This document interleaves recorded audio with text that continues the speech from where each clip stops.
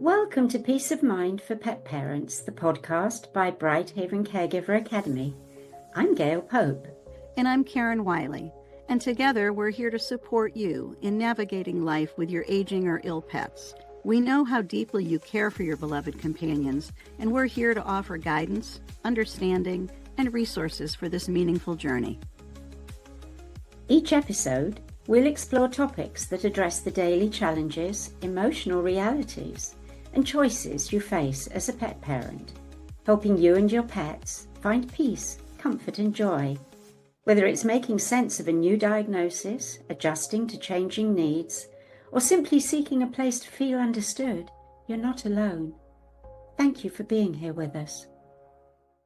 Hello, and welcome back to Peace of Mind for Pet Parents. I'm Karen Wylie, here as always with my wonderful partner in crime, Gail Pope, president and founder of BrightHaven. Over the last couple of weeks, we've talked about why families wait too long to consider hospice care for their pets and what's really happening in a pet's body in the dying process. Today, we're going to look at something a little different, and that's not what's happening in our pet's body, but what's happening for us as caregivers. Because there's a couple of beliefs that many of us carry that can quietly get in the way of providing a peaceful ending for our pet and a peaceful ending in terms of how we view that ending for ourselves. The belief that we have to do everything possible, no matter what, is one of those beliefs. The belief that staying positive at all times can somehow change the outcome. And the belief that we have to hold ourselves together and hide our grief from our pet so we don't upset them. Those beliefs come from love, every single one of them. But Gail and I are going to spend a few minutes looking at each of those beliefs and discuss why they don't really serve our pets in the way we think they do and why they don't serve us as their caregiver and the person who loves them. So, myth number one, I must do everything possible to keep them alive.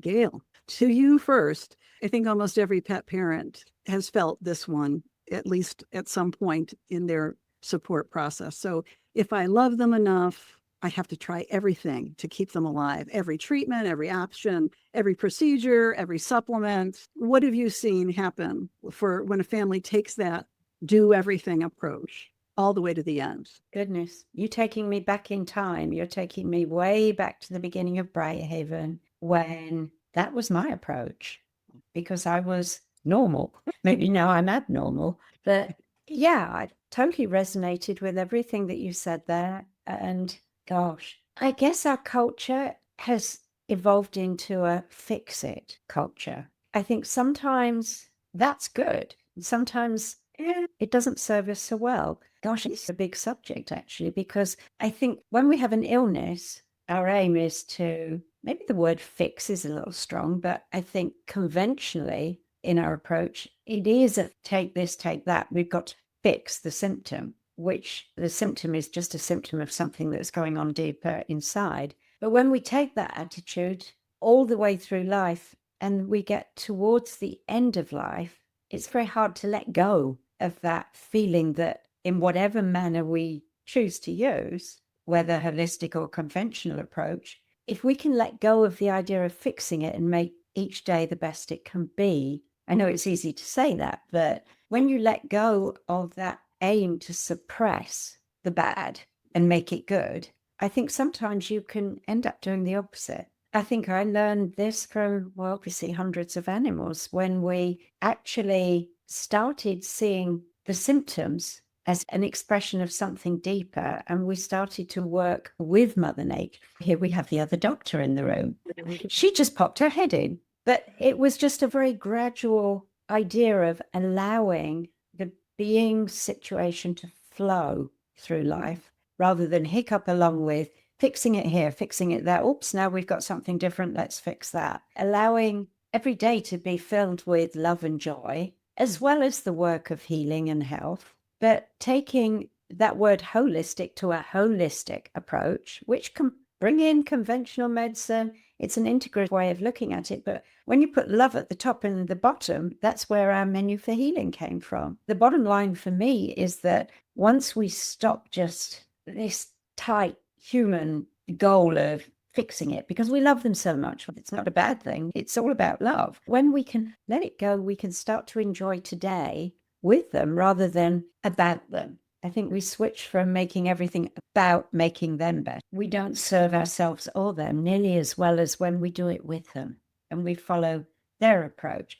I think very simply, in some respects, there are some animals that do well going to the vet. There are some animals that are so petrified of it and it is so abhorrent to them that doesn't serve them as well. And we have to look at different avenues. So it's always different. But I think this fixing of approach is okay, but we need to expand it into making each day the best it can be. I'll shut up now. You shouldn't have such a woof question. I generally like to feel I know the questions that will get you going, get you started to begin elaborating on our topic, because you've given us so many different aspects to talk about in this regard. It is so difficult when we get a difficult diagnosis, one that is terminal, one that our pet is not expected to survive, but we also don't know when that's going to be and how that's going to possibly take place. And so I think we immediately start thinking, okay, how can I save them? How can I keep them alive? What could I do differently? And sometimes that's adding new supplements, and sometimes it's adding some raw or fresh food to the diet if they didn't have any before. There are some actions that certainly can be very positive, and not just for improving how the pet feels day to day. Maybe it adds on weeks or months to their life with some of the changes we make, but making some of these changes, researching them, trying to figure out what you can do to help your pet. And then doing that, I think there are aspects of that fall under healing for the highest good. I think that when we as caregivers take some steps to engage, it can be very positive for all of us, but we can also take it to an extreme that takes us far away from our pet and make it all about us because we're so consumed with keeping them alive, when in fact, if you have received a very definitive terminal diagnosis, again, not necessarily knowing the length of time or time frame, prognosis, et cetera, but it can just consume you. It's very often people will begin looking at alternative forms of medicine now, even though their whole life it was conventional. And now they have something brand new to learn about in order to buy the right supplement, provide for the pet, and homeopathy and herbal medicine. There's all these different paths to health, all with great validity. I've used any and all of them at various times for myself and my pet, but sometimes all this research and all this time and sometimes money, sometimes always money, it just distracts us from the day-to-day and cherishing the moments that we still have, the days, weeks, and months we have with our pet. Yeah, I'd certainly love to jump into that part of the conversation because it's something that comes up for me quite often with other people. Actually, before I dive into that, I had to scribble down when you were talking. I just wrote down what I think are 3 important words. They sit at the base of everything. And that was life is terminal. Excellent. And the way you were speaking, and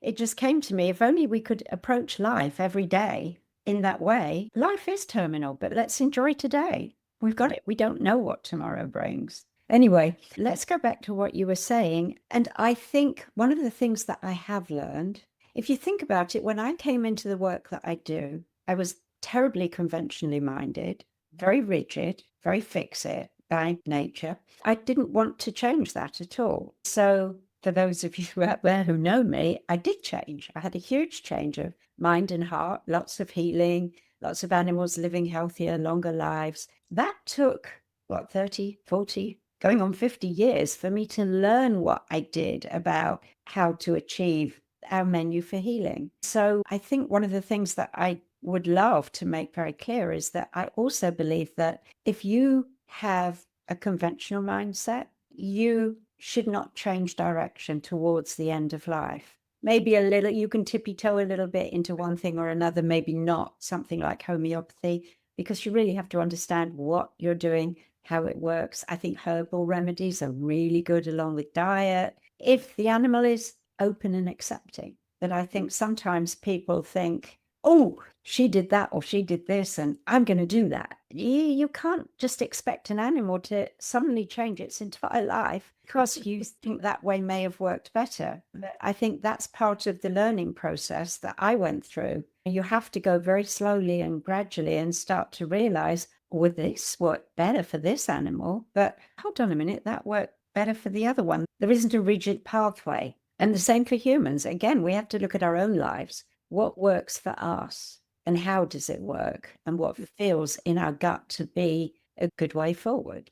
I think that's a really interesting topic to bring up because we do tend to panic towards the end and rush towards things that we don't understand. Then we say they don't work because we didn't even understand them to begin with. So it's grasping at straws when we should be grasping at love and the time we've got to spend together and just enjoying that. Sometimes when we let go of all of that stuff that we're panicking about, we sit in the moment, we enjoy the time with our loved one. Ooh, sometimes things actually do start to get better. The trajectory towards the end of life becomes less jumping off the cliff and more of a slower decline. And that's lovely. And as nature intended. It's interesting. As you're speaking, it's reminding me of what I've done with my soon-to-be 8-year-old Australian Shepherd Shay, who I've talked about a couple of times, where he had a partial CCL tear in his right leg, his right knee.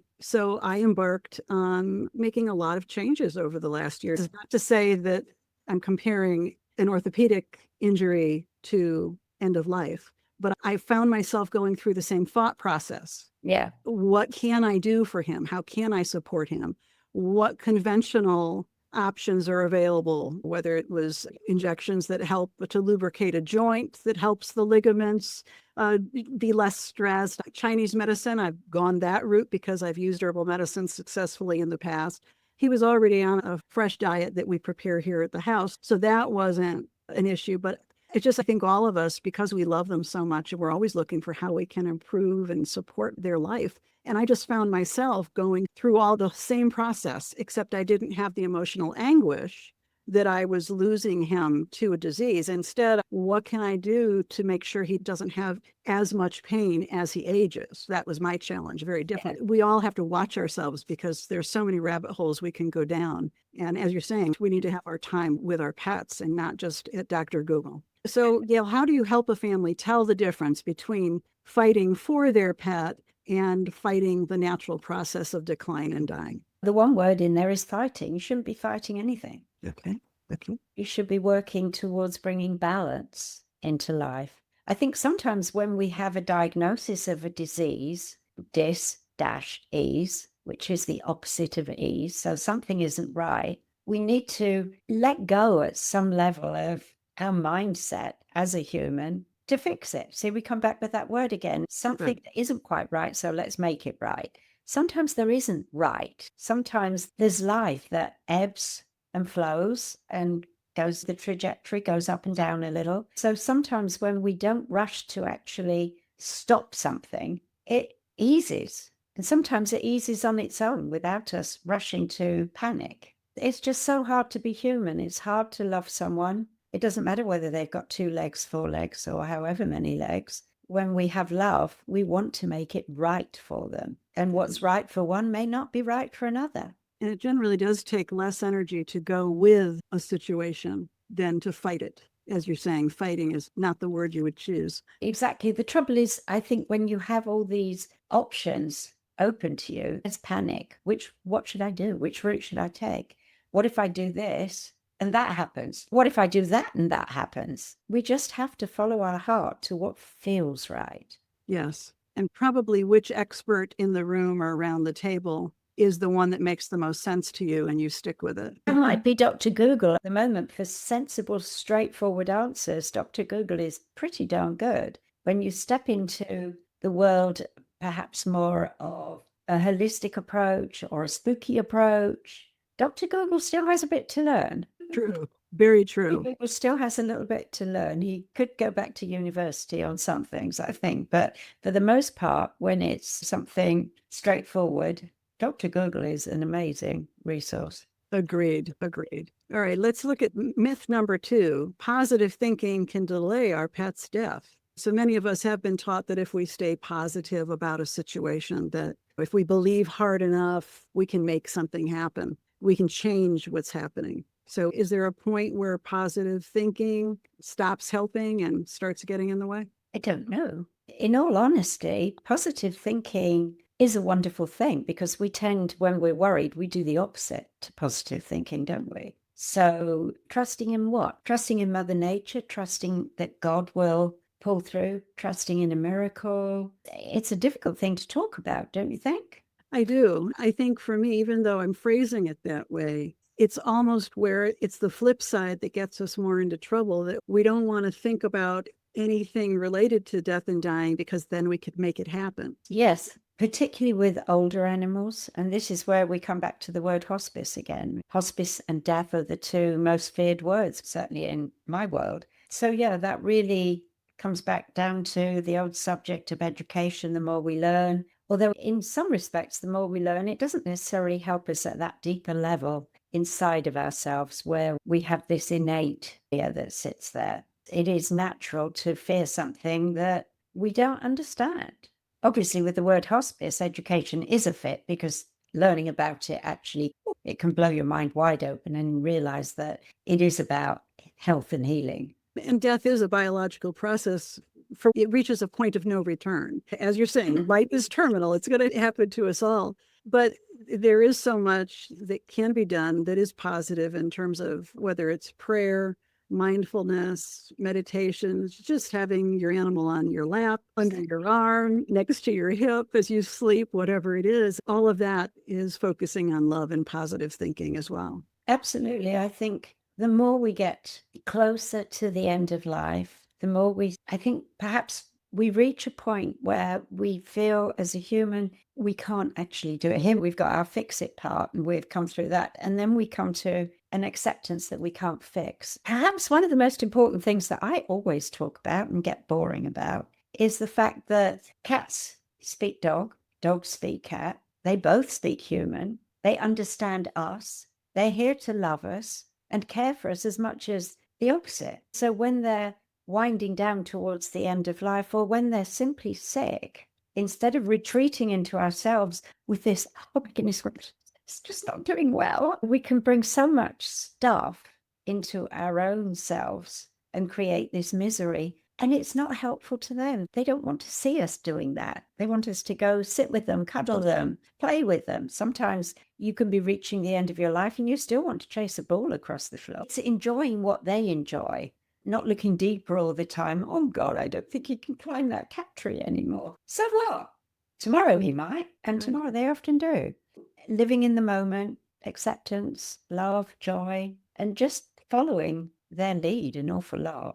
Yeah, because even through the dying process, they may begin to get a sense that their body's not responding the way it used to. They can't jump to the highest shelf on the cat tree anymore. They have to settle for one of the middle areas, or you have a dog who can't walk the whole usual route anymore, but still enjoys being out. So many different adaptations we can make for them and for us so we still can enjoy the presence that we have with them. I think you're also starting to step into the third myth I wanted us to say something about, and that is that we should not burden our dying pet with our tears, and we must remain positive for them. I thought you might have something to say about that. Oh yeah, that's a big one for me. As we know, crying is healing. Tears are cleansing. Endorphins are released in the brain, the feel-good hormones. But when we go and cry in another room and we try to hide our tears, it's not helping our animal because, again, they speak our language. They know us inside and out at a much deeper level, generally, than most of us realize. So when we're sad and when we're crying, when we're mournful, they know it. They understand it, and they probably feel the same because they're seeing us so sad. It's going to make them sad too. So let's do it together. I think it's sharing and caring every single thing. When you really love someone, you live life with them. I think probably a lot of it is because animals don't live as long as we do as humans. Actually, there's a really lovely little story that I read just recently can't remember many of the details, but it was a young boy with his father and their dog who was dying. Oh, I remember the dog's name. It was Belka. I know this is a story that I've read somewhere. Basically, the father had set the euthanasia appointment. The vet came to the house and Belka was euthanized. I can't quite remember how the story goes, but it was a conversation that happened afterwards where the father was surprised that the little boy wasn't quite so emotionally distressed as he'd expected. The little boy explained very simply to his dad that dogs don't live as long as people. They don't need to. They don't need to. They come here, they teach us lessons, they're here for us, and then it's time for them to go. It's okay. They just don't need to live as long as people. That was just such a beautiful sentiment. And that elucidates for me, this is true. We live decades and decades. Animals don't. Their lifespan is shorter. It doesn't need to be longer. They come, they teach us, they learn, they smile, they bring joy, and then it's time to move on. Perhaps it's time to move on to do the same for another human that needs it. Who knows? Yeah, we don't know how many lives they have. Supposedly, we have endless numbers of lives. They probably do too. Wow. They can bring joy to many other people at other times, even though we want them with us. I guess the only other thought I had that I wanted to add to what you're saying is that as we begin to see that decline is continuing, if we don't allow them to see that, then we're not allowing ourselves to prepare for their loss. We're not helping them get ready for the death process or their ultimate transition. I'm going to say the last 20 years or so that I have engaged in preparing my pets for their ultimate death as I see them declining. And I just start talking about their ancestors and invoking their various names of who I know they knew in their lifetime. I practice some animal communication principles like visualizing because our animals see in pictures. So I would often do that as well. I started out doing all those things to help them understand the process that was going through, especially if I thought their particular disease progression might involve euthanasia. I wanted to prepare them for going to that clinic, and we turn right when we go in that door and all those kind of things. But although I was doing all that, saying it was for my pets, it was really for me because I was feeling like I was being a good mom. I was also getting ready for that reality to hit. So I think crying with them, talking to them about what it's going to be like when they leave you and how much you're going to miss them. I see it all as just part of the relationship we have with them. And, that also brings me to another conclusion. I hadn't looked at it this way at all before, but I'd become so used to, because we had so many animals, that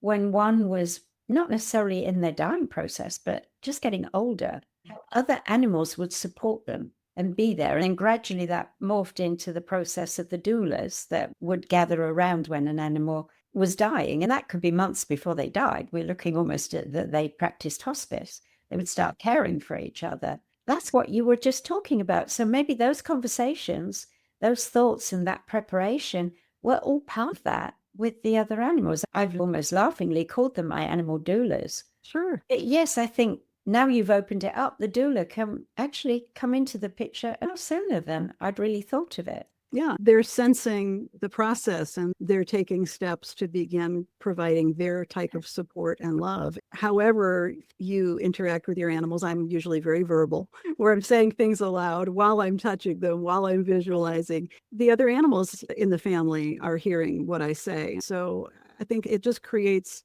an energy of acceptance that allows us all to be very supportive of the one who's going to be leaving us soon. Gail, if you could say a little bit more about the nature of tears and why holding them back is not necessarily the best thing for the caregiver. No, there's very much more to say because it makes sense when you know that crying releases pressure, it releases the endorphins, it allows this healing energy to come through the body. And you can see it in animals, although they don't cry in the same way that we do. They respond to us crying in a beautiful way, that they put their arms around us when they know that our heart's hurting. That just symbolizes love, and we can be together in love.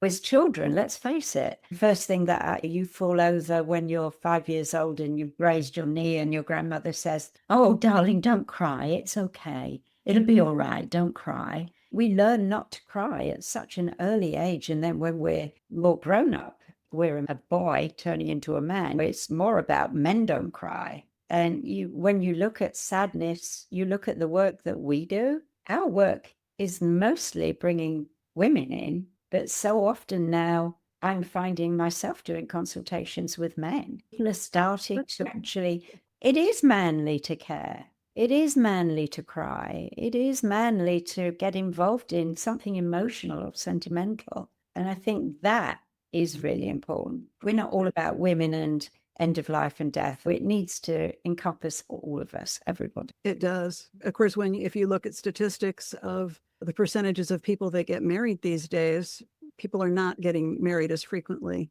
as they used to, or as young as they used to marry. So there's a lot of guys out there, and they are the primary caregiver for their pets. So they're reaching out for help too. Exactly. More so than ever before, but still not enough. Still not enough. It's still more. Come on. Yes, exactly. Get in here. All of our pets need you too. Oh, goodness. Okay, let's think about how we want to close up this conversation. So today we covered 3 myths that can shape how we show up for our dying pets. One myth is that we must do everything possible to keep them alive. We talked about some ways to address that one. That positive thinking can delay death. That's not necessarily going to work, but positive thinking can have positive effects. And that we shouldn't burden our pets with our tears. I think we addressed that one pretty thoroughly. So those 3 beliefs are all rooted in love. They're all worth thinking about. So Gail, how would you like to end this conversation and say to our listeners and viewers and readers? I don't know. It comes back to that same old, you just said it, just love them.